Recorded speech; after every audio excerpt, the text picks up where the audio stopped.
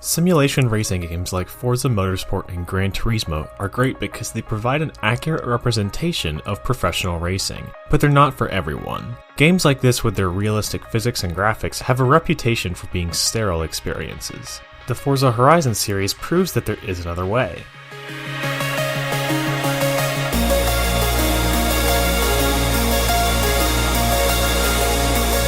Rather than copying real life like in Forza Motorsport, Forza Horizon takes full advantage of the video game medium by creating scenarios that are not possible in reality. Playground Games made several design choices to cater to the mass appeal and simple allure of driving.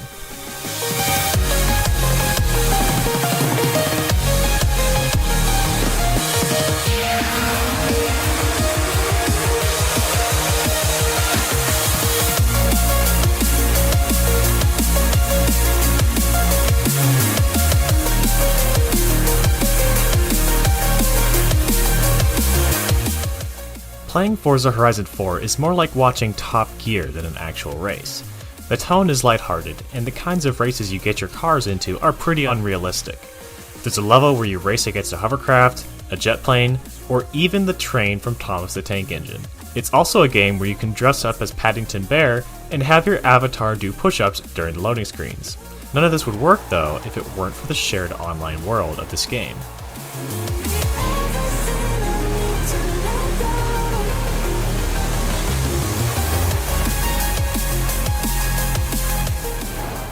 The environment is a vast open world modeled after the UK countryside.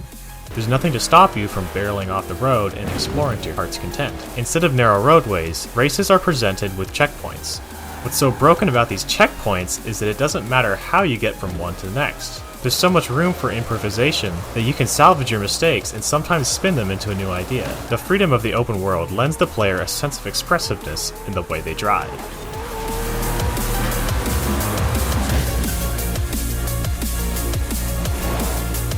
Rally racing is my favorite.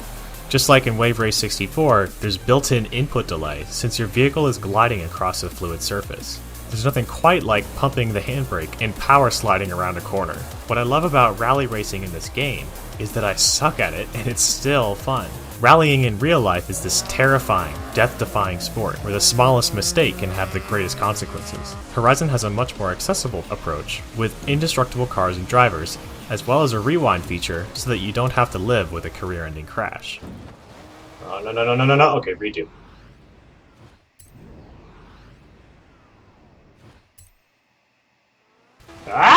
It's hard to nail down just what I like about this game over the previously mentioned motorsport games, but I think it has to do with the kind of fantasy you're looking for. There are those who dream of being in the top of their racing class in professional competition, and there are those like me whose dream is to be part of an enthusiast car culture just to drive fast and have fun.